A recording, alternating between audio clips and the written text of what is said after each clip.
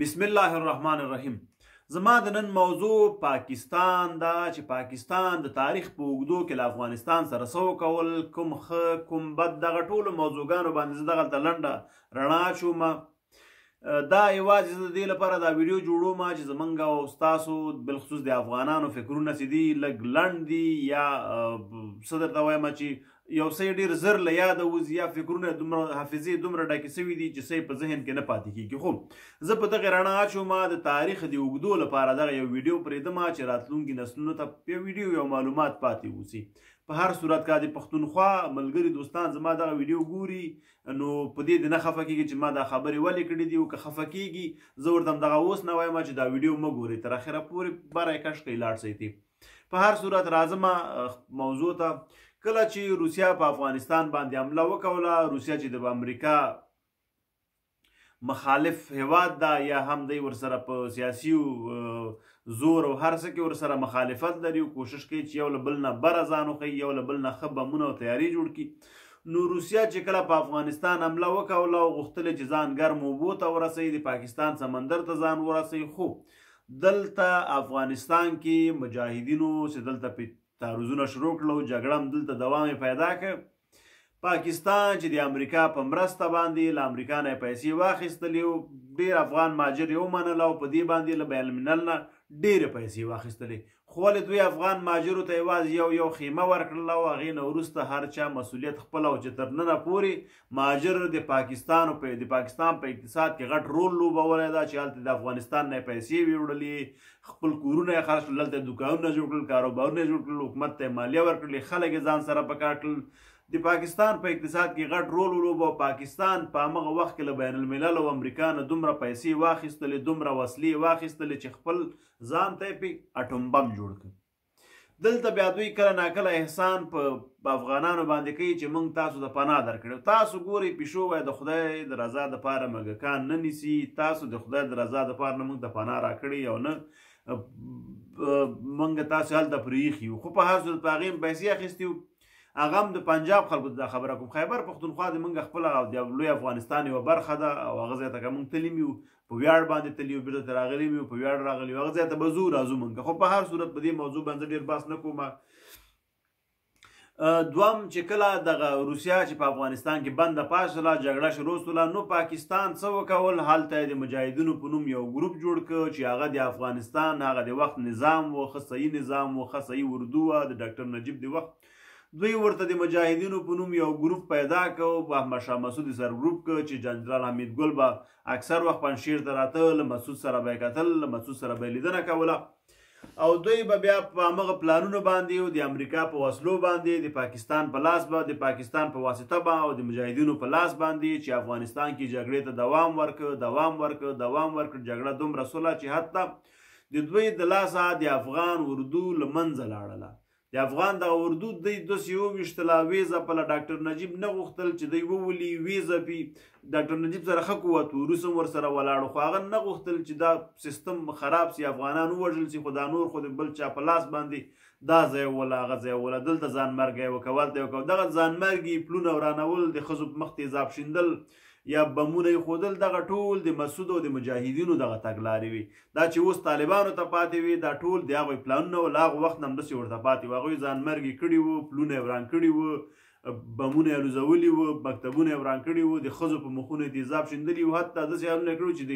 ښځو نه یې سینې پرې کړی وي. خو په هر صورت دغه وحشتونه یې ټول کړي وو.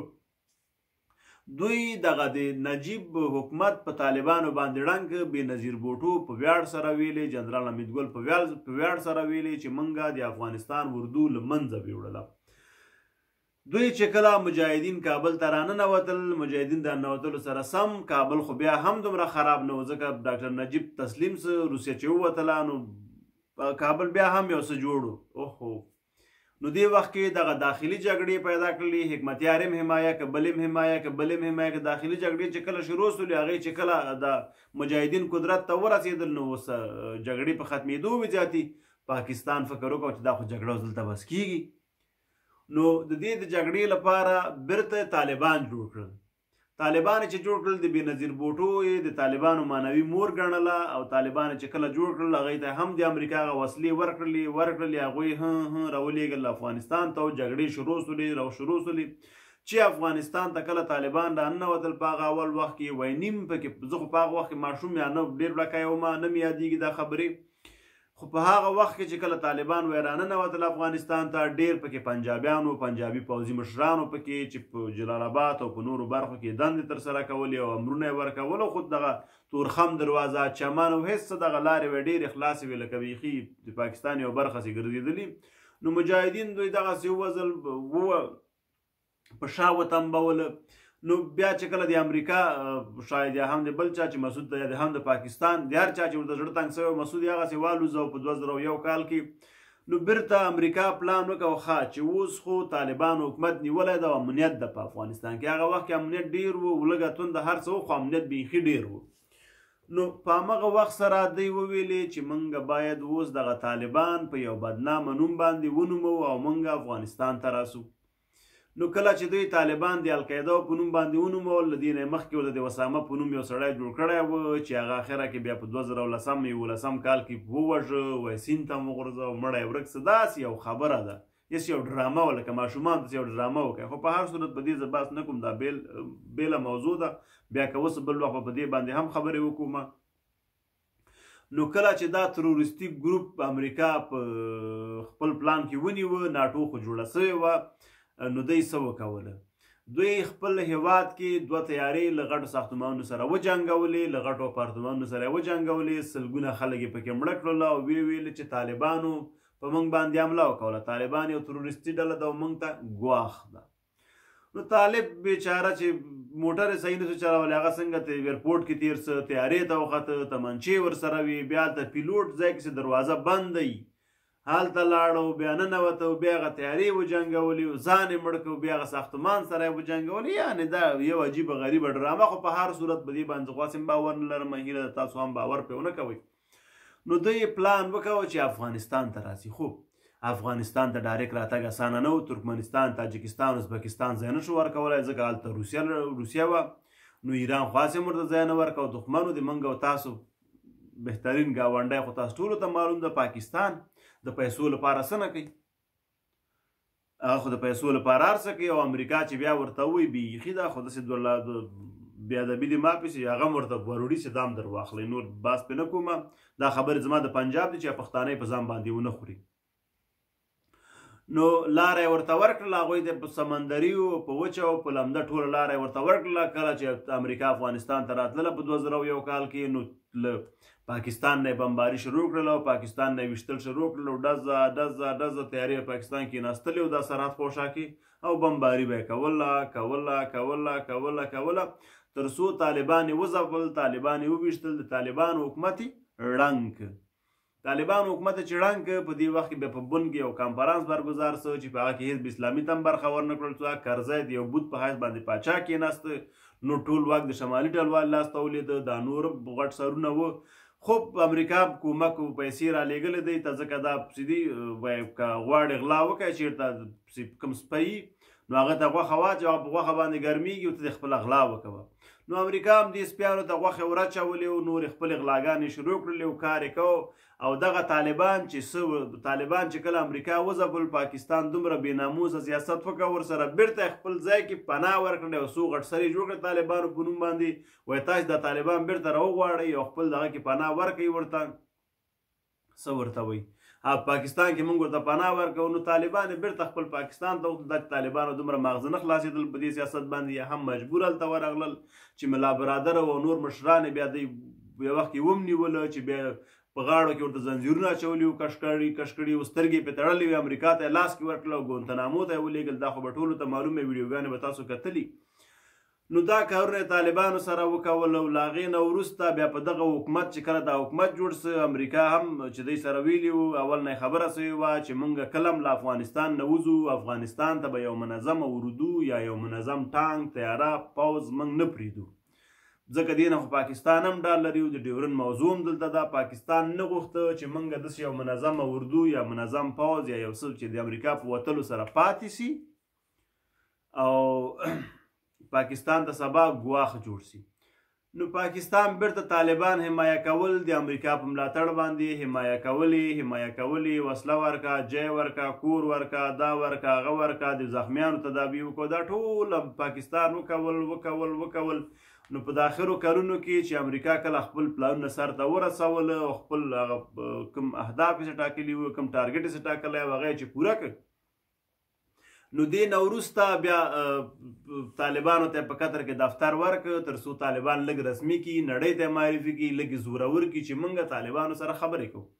نو طالبان یې نړۍ ته ور معرفي کړل او طالبان یې خلکو ته وپېژندل چې دغه طالبان دي موږ ورسره مذاکرات کوو. اروپایي اتحاد خواصم د امریکا لاس کې ده ډاډېږي د ناټو په حیث باندې. نو پاکستان په پاسپورتونو باندې یا د پاکستان په اسنادو باندې یا هم د افغانستان په اسنادو باندې خو د امریکا په لاس باندې اغسي وو قطر ته لاړل او دوحې ته لاړل هلته یو نیم 2 کاله پاتې سولو مذاکراتو په نوم دا وخت تېر کړ هلته ټول مصارف امریکا ورکول تر څو دوی ښه یې قوي کړل. خو د دوی اصلي پلان همدغه و چې د پلان د پاکستان د ترمه چې افغانستان کې بیرته کورنۍ جګړه ونښلي بیرته افغانستان ټکر سي خلک یې بدبخته سي او امریکا سره دا قرارداد هم سوی و. نو کله چې امریکا له افغانستان نه وتله طالبانو ته ولسمشر دغه وطن پرېښوده ولسمشر لاړه اردو یې تسلیم کړله ملک یې وران نه کړه دا د امریکا او پاکستان داسې حیران پاتې سول چې دا یې موږ سره څه لوبه وکوله دواړه غوسه سول او زور خو یې ورته ورکړه پاکستان خو هسې هم څه ویلی نه شول خو امریکا خو تیار افغانستان کې ور واغی د افغان ایرپورټ کې د افغانستان ټول تهدیدات څه شیان چې ول منځه ویوړل تیارې وویشتلې ټانګونه ډاکسنې وسوځولې هر څه یې له منځه وړي او خراب کړي او په غوسه باندې لاړل. نو دی چې کله اخر الوتکه پاکستان ته لاړله هلته ودرېدله نو پنجابیان ورته ښځې او نر راوتي وو ګډېدلې ورته او ډانسونه یې ورته کول او همدا یې ویل لانګ لایف امریکا پاکستان فرینډشپ. نو دا د دوی ښېګڼې وې چې د تاریخ په اوږدو کې له موږ سره کړې وې اول یې مجاهدین جوړ کړل افغانستان یې پې وران کړ اردو یې پې ورانه کړله د مجاهدینو پسې طالبان راوباستل هغوی بیا نورم سره خپلو کې په جنګ واچول افغانستان نورم ټکر کړ طالبان یې داسې کړل لکه خپل په افغانستان داسې کړی لکه خپله 15 صوبه طالبان ته به یې چې ویلې همغه یې منله ولسمشر شهید ډاکټر نجیب یې پرې شهید کړ په دار یې پرې راوځړاو خو هغه شهید پاکستانیانو کې بیا په دی باندې په دار راوځړاو نوم یې د دی کړ له هغې نه وروسته بیا بیرته په امریکا باندې خپل هم دغه طالبان یې ویشتله طالبان یې په در په در کړه بیرته طالبان بیا کور کې وساتل طالبانو باندې بیرته بیا دغه افغان حکومت وویشته ډېر افغان پوځیان یې شهیدان کړل او همدا اخره کې افغانستان پرې ونیو خو د دی پلان داسې نیول نه و د دی پلان یو غټه تباهي وه چې ونه سو. نو اوس دی داسې حیران پاتې دي اوس د دی کار په بې پلان باندې روان ده د پاکستان او امریکا چې داعش یوه ډله به اوس دی بیا جوړوي او د افغانستان د بربادۍ لپاره به ترې ګټه اخلي.